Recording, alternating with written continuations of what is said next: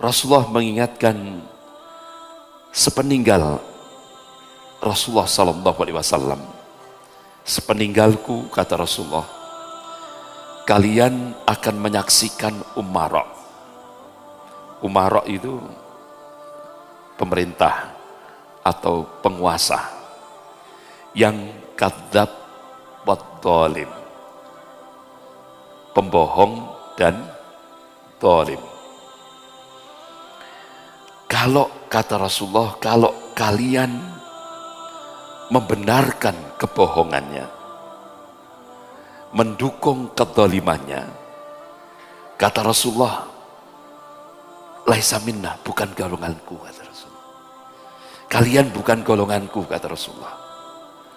Dan kalian nanti di yaumil qiyamah tidak akan bisa meminum al-khawtun Nabi, telaga Nabi, yaitu air telaga Al-Kautsar.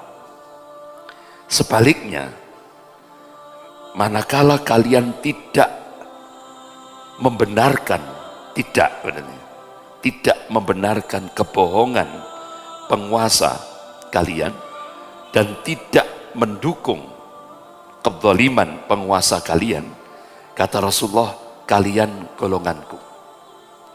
Dan kalian nanti di yaumil qiyamah akan bisa meminum air telaga Al-Kautsar.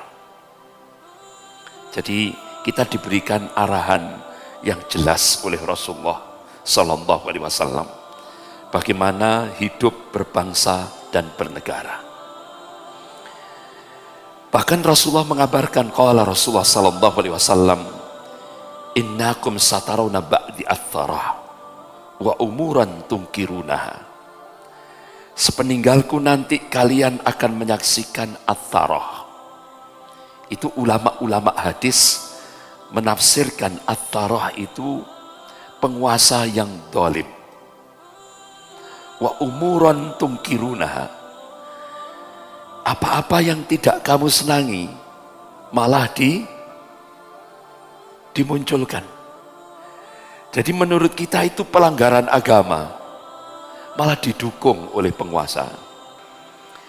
Rasulullah Sallallahu Alaihi Wasallam mengingatkan, sahabatnya tanya, wahai Rasulullah, kalau sudah saya mendapati penguasa yang zalim seperti itu, apa yang kau wasiatkan?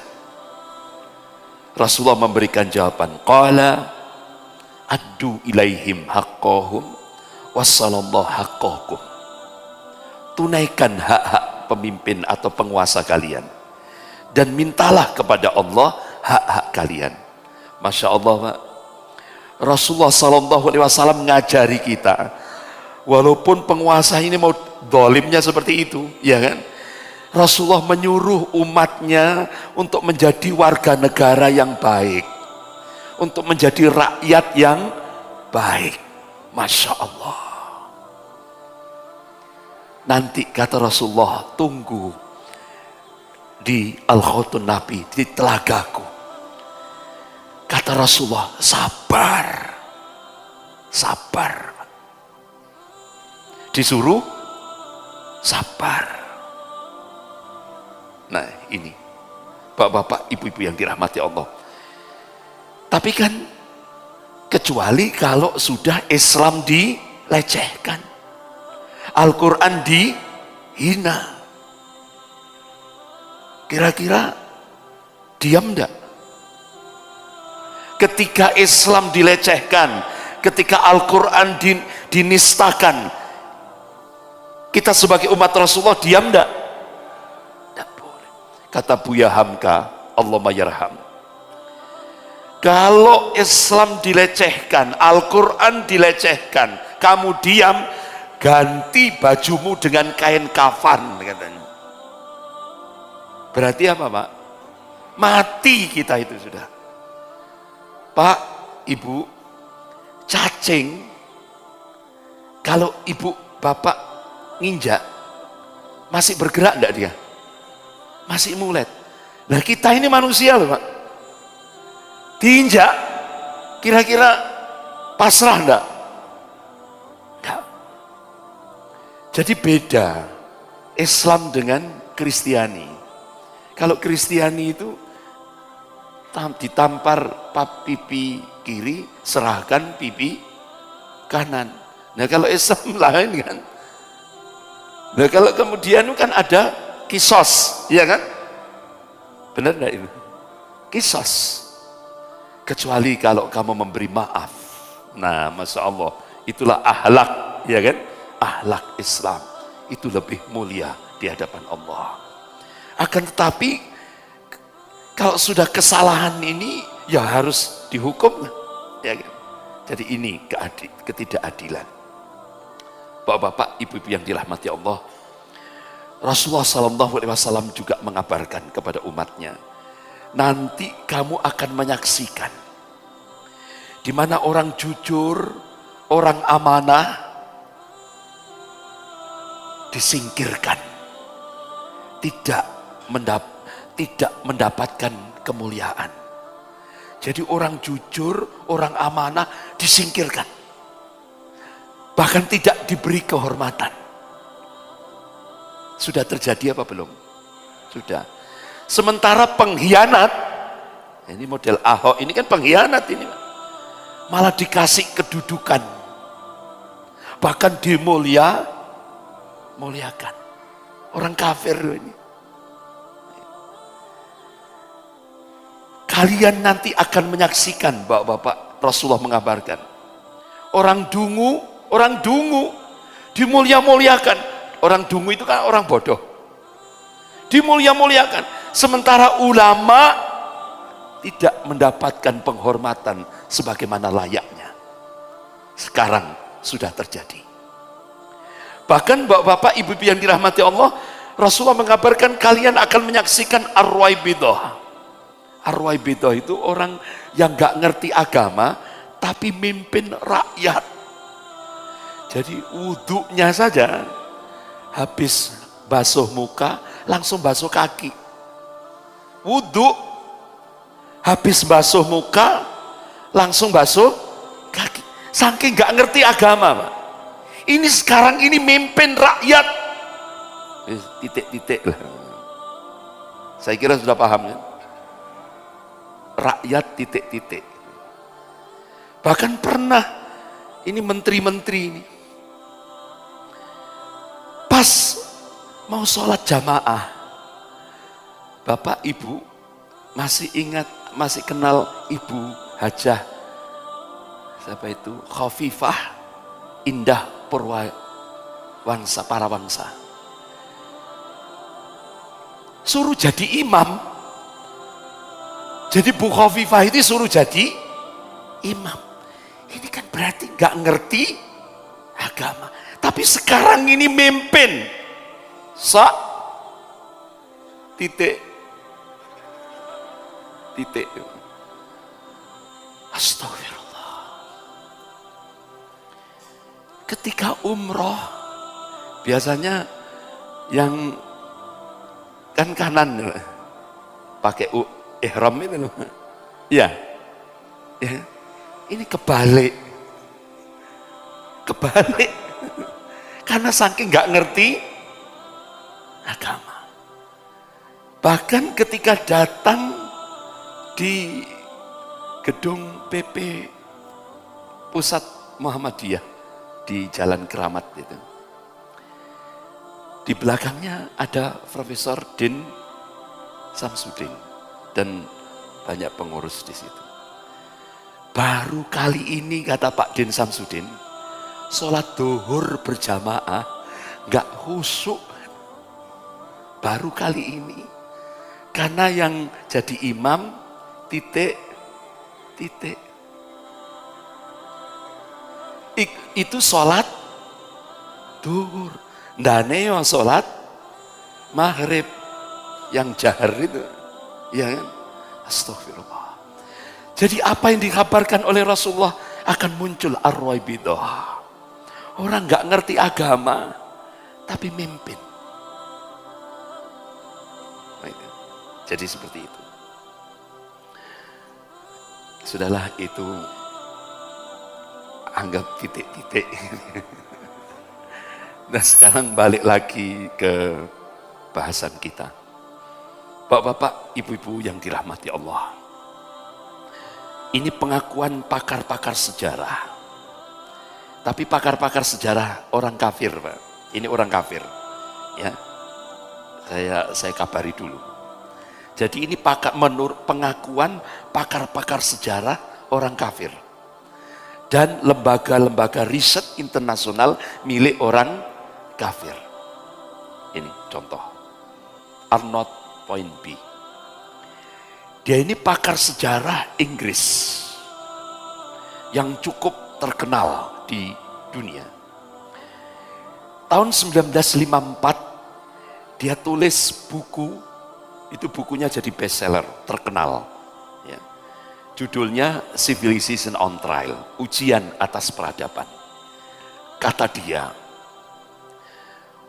Uni Soviet, jadi pasca perang salib episode yang kedua, termasuk Indonesia kena bagian jatah perang salib 350 tahun oleh Belanda. Itu muncul dua negara adidaya, Uni Soviet dan Amerika. Kata Arnold Toynbee, Uni Soviet itu pusat komunis internasional, pasti hancur. Termasuk juga Amerika, itu pasti hancur. Coba Pak, ini orang kafir ini, pakar sejarah orang kafir. Sementara kata dia, peradaban Islam akan menjadi ancaman terbesar bagi kapitalisme Amerika. Jadi kata dia, dunia Islam akan bangkit karena mereka memiliki keyakinan. Karena bahasa kita keyakinan itu apa Pak? Akidah dan spiritualitas yang kuat, ibadah yang kuat. Umat Islam itu tidak pernah tidak mempercayai riba, muamalah dengan cara riba, atau bahasa kita bunga pinjaman. Itu tidak kenal, kata dia.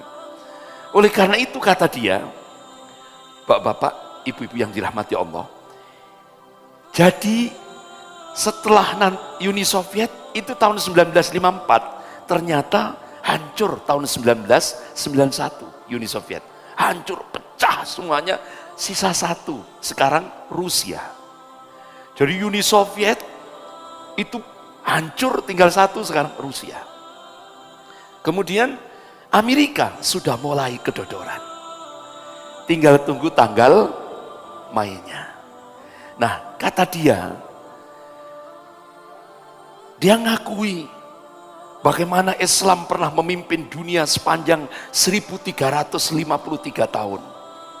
Mulai masa nubuwah, Khulafaur Rasyidin, Daulah Muawiyah, Daulah Abbasiyah, dilanjutkan Daulah Utsmaniyah. Jadi Islam pernah memimpin dunia ini sepanjang 1353 tahun. Panjang sekali. Kemudian kalau kita diingatkan oleh Allah dalam surah Al-Imran ayat 140. A'udzubillahi minasyaitonirrajim. Wa tilkal ayyam nudawwiluha bainan nas. Dan masa kejayaan dan kehancuran itu Allah pergelirkan di tengah-tengah manusia supaya dari situ bisa diambil ibrah, pelajaran. Akhirnya sepanjang 1353 tahun mukmin memimpin dunia ini. Golongan mukmin memimpin dunia ini.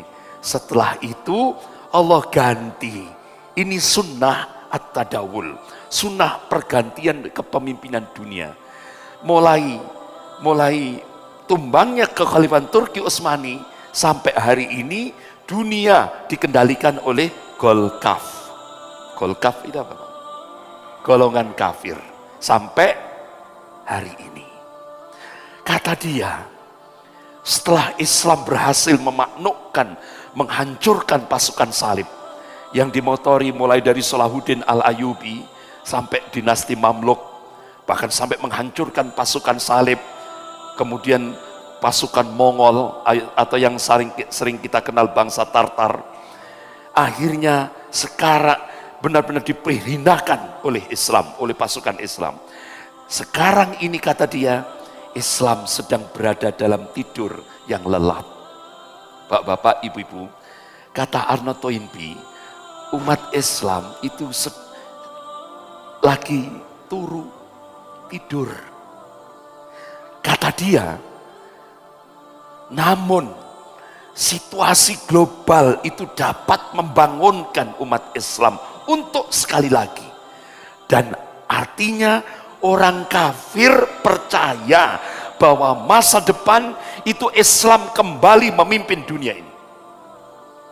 Pak, Bu, orang kafir saja percaya bahwa masa depan itu ada di tangan Islam.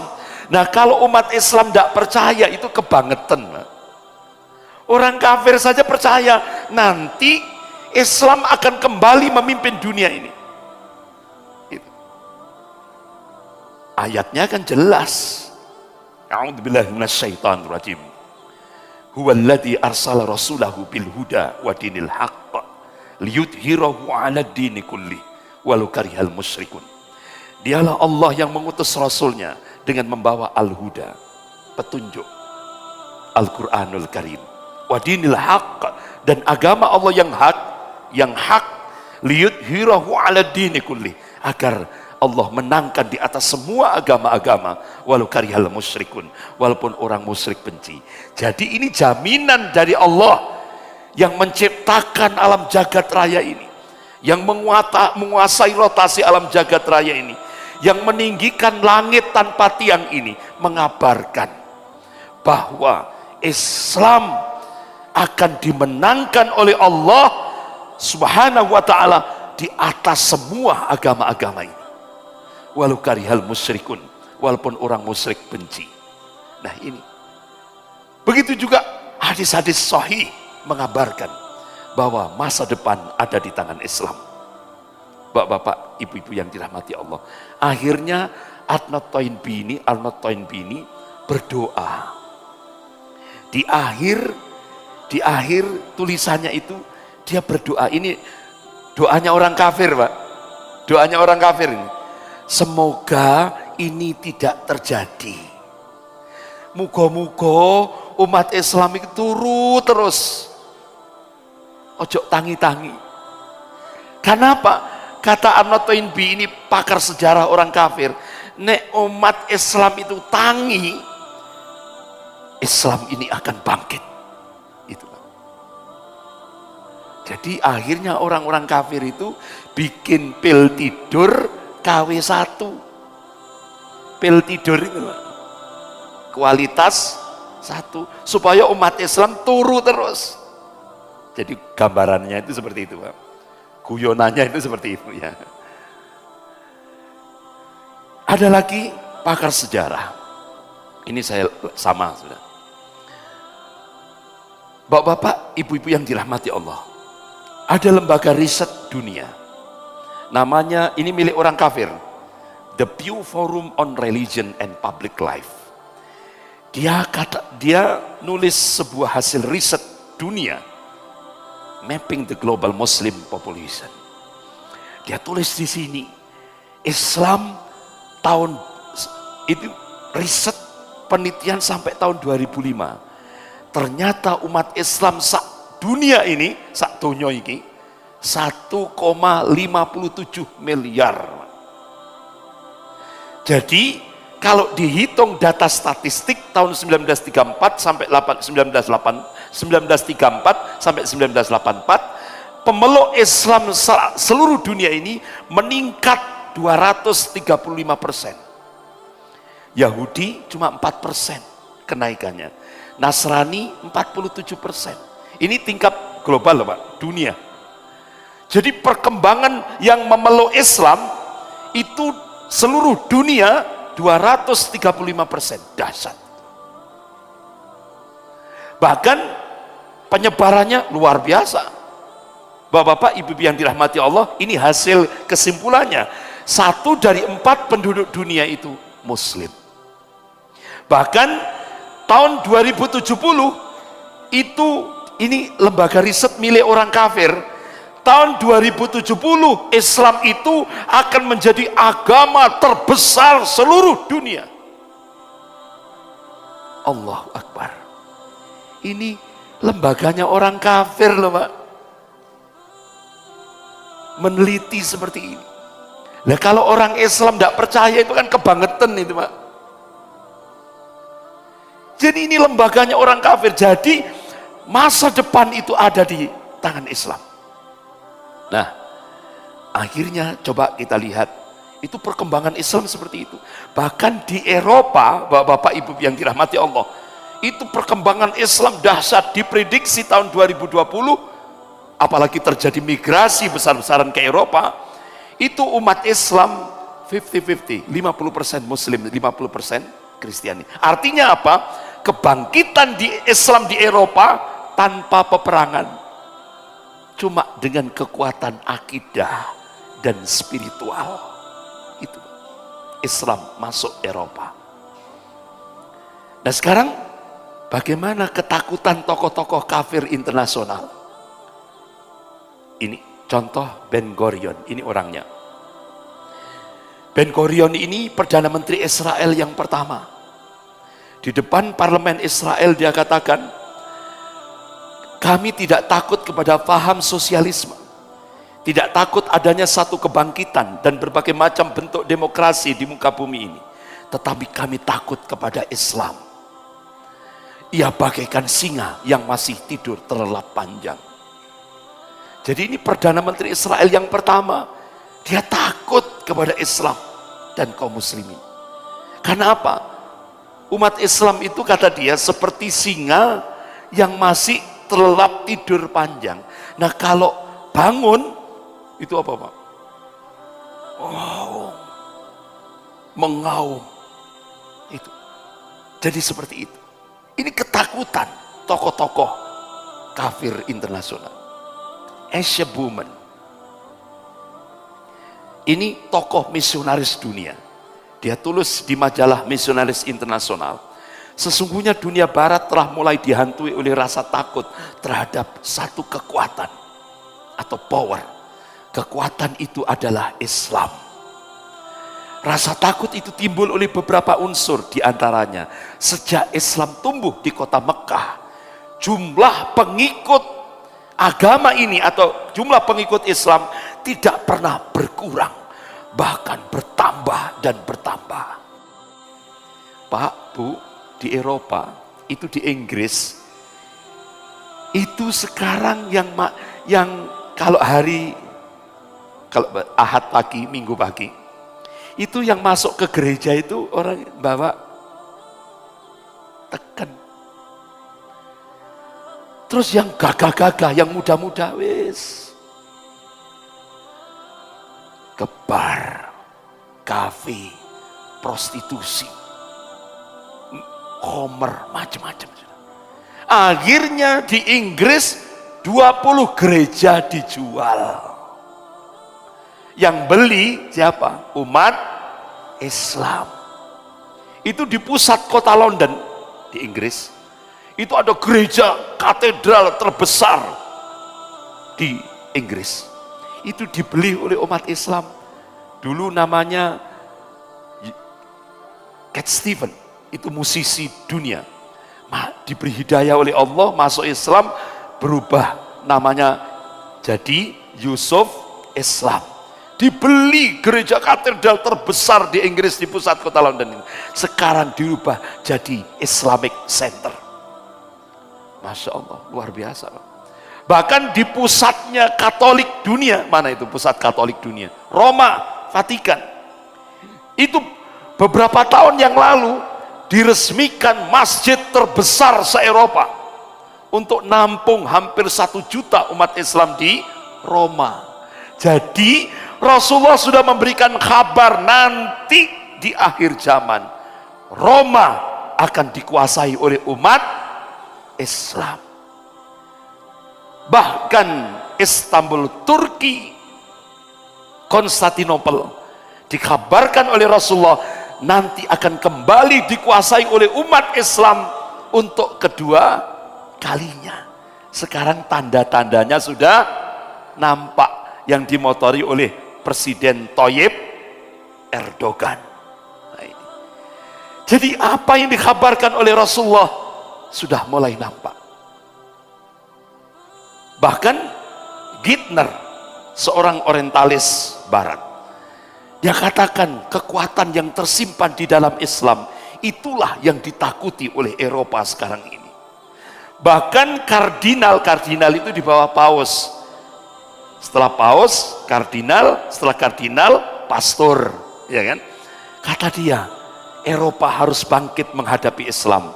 Dulu kita menguasai dengan kekuatan senjata. Dulu itu Eropa kan dikuasai oleh Islam. Kemudian dia menggunakan peperangan, pasukan salib, akhirnya kalah. Tapi sekarang ini kata dia, kembali umat Islam menguasai Eropa kembali tanpa peperangan, hanya lewat kekuatan akidah dan spiritual. Nah itu. Nah akhirnya bapak-bapak, ibu-ibu yang dirahmati Allah, ini tokoh Gladstone, William Ewart Gladstone, itu Perdana Menteri Inggris yang pertama. Dia katakan, percuma kita memerangi umat Islam itu. Percuma kita memerangi umat Islam itu. Dan tidak akan mampu menguasainya selama di dadanya pemuda dan pemudi Islam itu masih bertengger Al-Quran.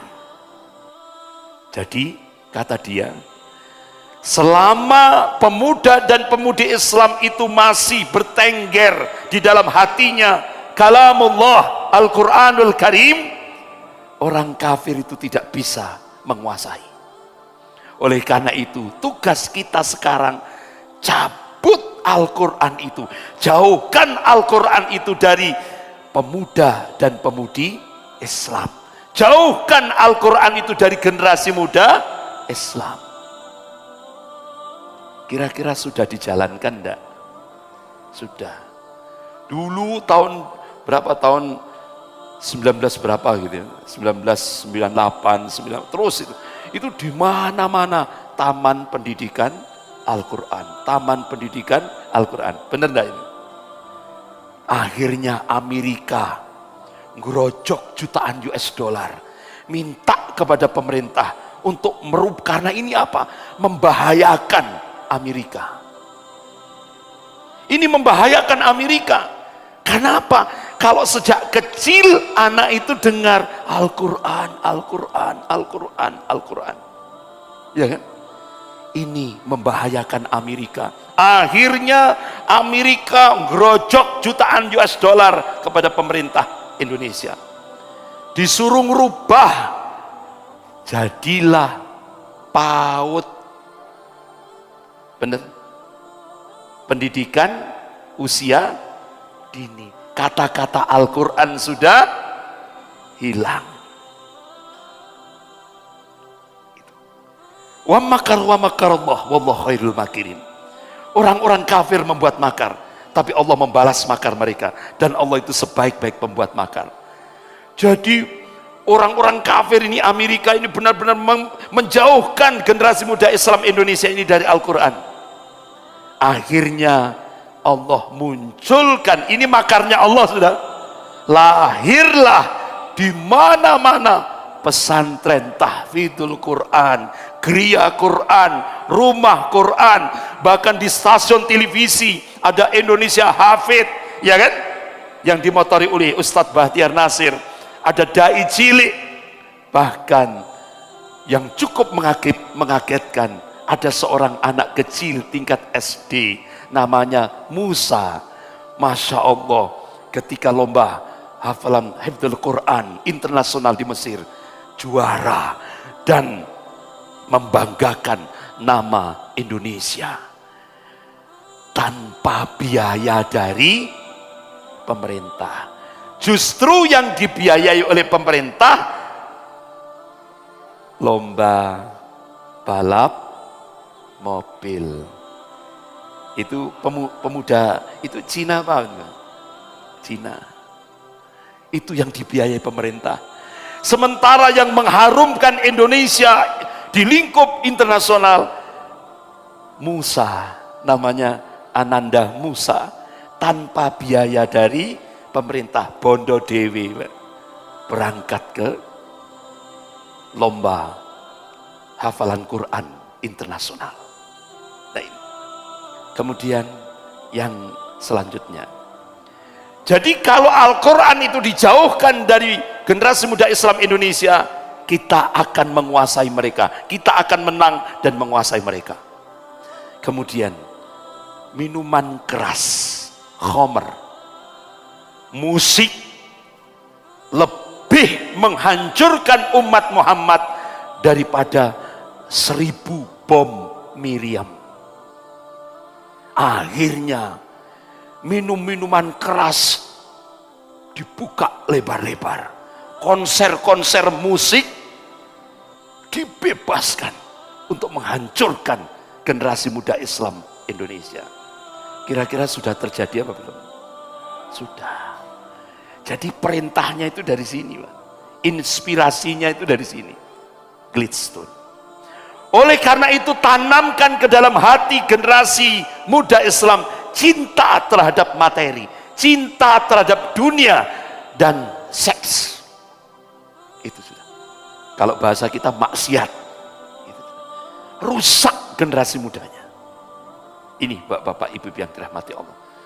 Bahkan Samuel Zwemer, ini tokoh Yahudi, misionaris dunia juga, hancurkan akidahnya. Dengan cara apa? Sebarkan ajaran sekuler. Apa sekuler? Pisahkan Islam itu dari kehidupannya. Ini. Nah sekarang bagaimana kenyataan, realitas di Indonesia, kenyataan di Indonesia? Nah, ini bapak-bapak, ibu-ibu yang dirahmati Allah, pernah disampaikan oleh Bapak Jenderal Gatot Nurmantio, yaitu Panglima TNI, di acara Indonesia Layar Club di TV One. Indonesia sekarang ini benar-benar dikuasai oleh Amerika dan Cina. Ini yang ngomong Panglima TNI ketika di Indonesia Layar Club TV One. Nah sementara Metro Tipu ya, ini benar-benar bolak-balik acaranya itu mendiskreditkan umat Islam. Makanya itu disebut Metro Tipu. Ternyata bapak-bapak ibu-ibu yang dirahmati Allah, Metro TV itu bukan milik Surya Paloh. Ternyata Surya Paloh itu kan seorang muslim, ya kan? Dari Aceh. Itu untuk boneka saja. Itu yang pemiliknya adalah James Riyadi. Tokoh Cina yang ingin menghancurkan Islam di Indonesia ini. Milik Lipo Group. Makanya kan tayangan-tayangannya selalu mengecewakan umat Islam. Selalu menyudutkan umat Islam. Makanya ketika tanggal 4 November di Jakarta itu, ketika wartawan Metro TV hadir, langsung diusir oleh umat Islam. Itu Metro Tipu, Metro Tipu, Metro Tipu gitu. Jadi itu Pak, lari Pak, sak mobil-mobilnya lari. Itu. Jadi seperti itu. Bapak-bapak, ibu-ibu yang dirahmati Allah. Bahkan Kementerian Luar Negeri Cina dan Kementerian Luar Negeri Amerika rundingan tanggal 5 Maret di Beijing, tanggal 5 Maret 2007. Rundingan, Pak. Kalau bahasa kita musyawarah. Jadi Amerika dan Cina rundingan, Indonesia bagian barat itu sudah milik Amerika, milik Cina. Indonesia bagian timur itu milik Amerika. Bagi tugas untuk mensekulerkan umat Islam di Indonesia. Ini disampaikan oleh Bapak Jenderal Gatot Nurmantio, Panglima TNI. Sehingga akhirnya Indonesia benar-benar dicengkram oleh kapitalis Amerika plus komunis Cina.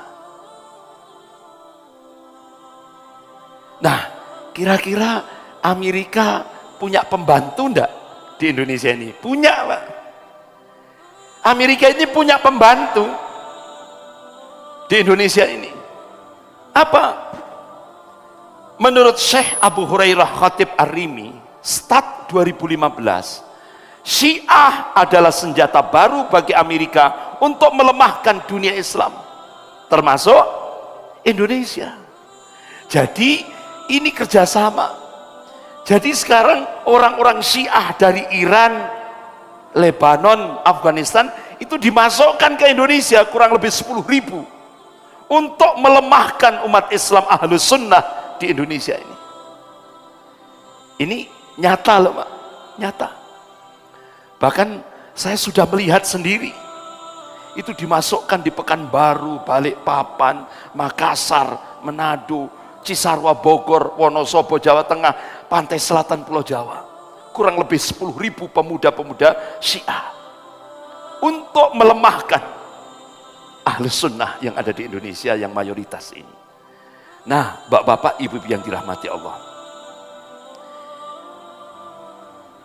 pada hari Jumat 15 April 2016, organisasi konferensi Islam OKI mengumumkan Iran adalah sponsor terorisme dunia.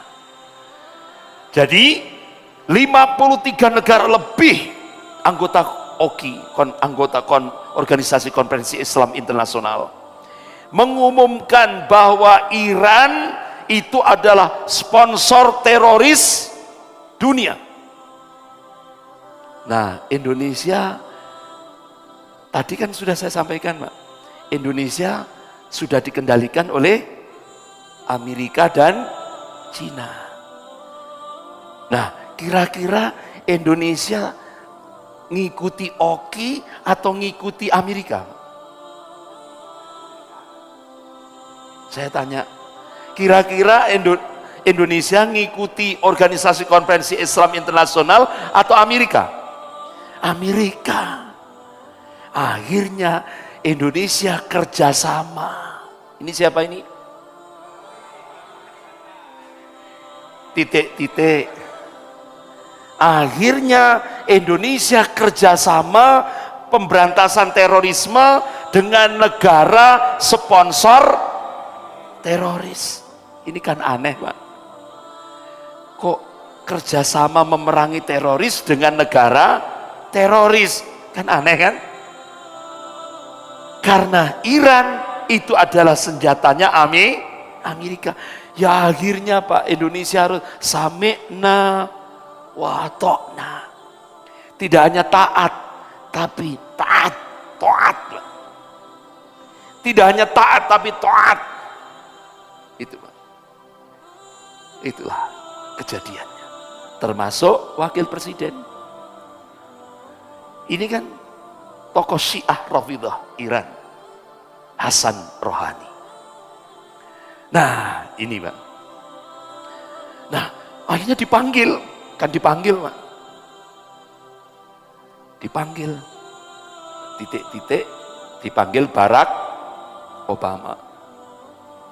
Pada saat pertemuan negara-negara G20 di Beijing, hari Senin di Tiongkok, Cina, 10 November 2014. Barack Obama minta agar umat Islam dijadikan Islam moderat. Ini permintaan Barack Obama. Jadi ini aneh. Menurut Bapak, orang kafir ngurusi orang Islam, pantas enggak kira-kira? Itu menurut orang kita enggak pantas. Tapi menurut Allah pantas. Berarti kafirnya kafah. Ya. Jadi kalau orang kafir ngerusui rumah tangganya umat Islam, itu berarti kafirnya kafah. Nah, kalau ada orang kafir tidak memusuhi umat Islam, berarti patut dipertanyakan kekafirannya. Itu. Jadi dari sononya sudah Allah menciptakan orang kafir itu untuk memusuhi umat Islam, memerangi umat Islam. Itu sudah settingan Allah, Pak. Jadi kalau ada orang kafir baik kepada umat Islam, berarti kafirnya belum kafah. Seperti itu. Ini ngerusui. Ini perintahnya. Akhirnya dibuatlah juklak, juknis, petunjuk dan teknis. Petunjuk pelaksanaan dan teknisnya. Ini. Siapa yang ditugasi? Itu lembaganya Rand Corporation. Lembaga think tank terbesar milik Amerika di California, Amerika Serikat. Itu kurang lebih 1.600 karyawannya, semua profesor, tidak ada S1, S2, S3. Nah, yang di Indonesia itu kepalanya adalah Profesor Cheryl Binet. Juga juknisnya itu seperti ini. Jadi Islam moderat yang diminta oleh Barack Obama, yang pertama, umat Islam harus menolak tatbikus syariah, penegakan syariat Islam. Umat Islam Indonesia harus nolak. Itu yang diinginkan oleh Barack Obama. Jadi syariat Islam itu harus ditolak. Itu keinginan Barack Obama. Itu tauhid internasional. Fir'aun internasional. Yang kedua, umat Islam diminta untuk meninggalkan penegakan syariat Islam dalam konstitusi negara. Tidak boleh. Padahal dalilnya itu kan tegas. Dalam surah Al-Maidah ayat 44, 45, 47 ini. A'udzubillahi minasyaitonir rajim. Wa man lam yahkum bima anzalallahu faulaika humul kafirun. Wa man lam yahkum bima anzalallahu faulaika humud dhalimun. Wa man lam yahkum bima anzalallahu faulaika humul fasikun. Barang siapa yang memutuskan perkara tidak dengan hukum-hukum Allah, maka Allah memberikan vonis kafir, dhalim, fasik. Syekh Muhammad Al-Utsaimin rahimahullah ketika beliau menafsirkan surah Al-Maidah ayat 44 ini, ketika seorang muslim meyakini sampai i'tiqad ini, meyakini ada hukum yang lebih baik daripada hukum Allah, maka jumhur ulama ahlus sunnah wal jamaah sepakat orang ini saat itu kafir. Benar enggak? Benar. Yang kedua, kata Syekh Muhammad Al-Utsaimin rahimahullah, ketika dia pakai hukum kafir itu untuk balas dendam, nah itu divonis dhalim. Dia terima hukum kafir itu ya, karena terpaksa, terancam, bahkan mungkin nyawanya jadi taruhan, diancam untuk dibunuh. Nah, itu dihukumi oleh jumhur ulama ahlus sunnah wal jamaah fasik. Ini. Sementara Barack Obama minta kepada umat Islam untuk tidak melembagakan syariat Islam dalam konstitusi negara.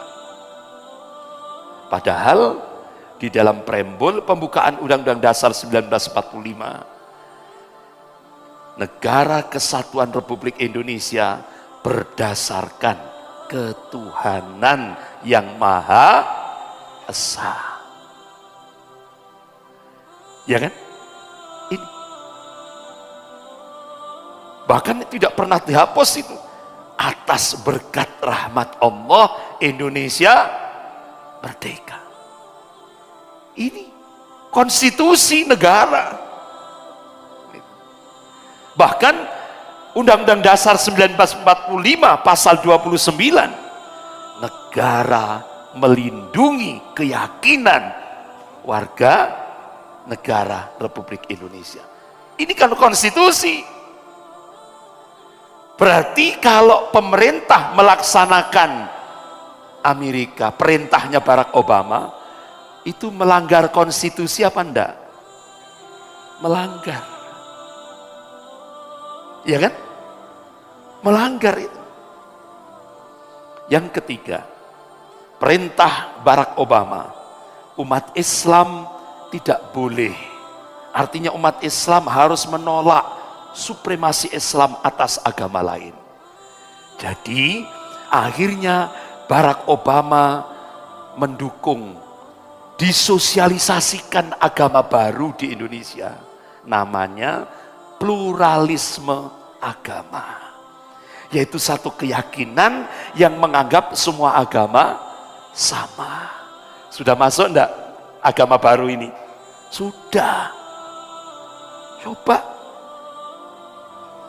Ini agama baru yang diciptakan oleh Yahudi sudah masuk ke Indonesia, sampai salamnya saja pluralisme. Coba di gedung MPR, titik-titik pidato, ya, titik-titik pidato. Assalamualaikum warahmatullahi wabarakatuh. Salam sejahtera. Selamat pagi, om, santi, om. Itu suaranya, apa namanya itu, pidatonya titik. Benar enggak, Pak? Dengar enggak itu? Benar. Berarti ini agama baru ini sudah diterima di Indonesia oleh penguasa. Nah, kalau ditimbang menurut Al-Quran wa Sunnah, itu jumhur ulama Ahlus Sunnah wal Jamaah itu masuk nawakidul Islam, pembatal keislaman.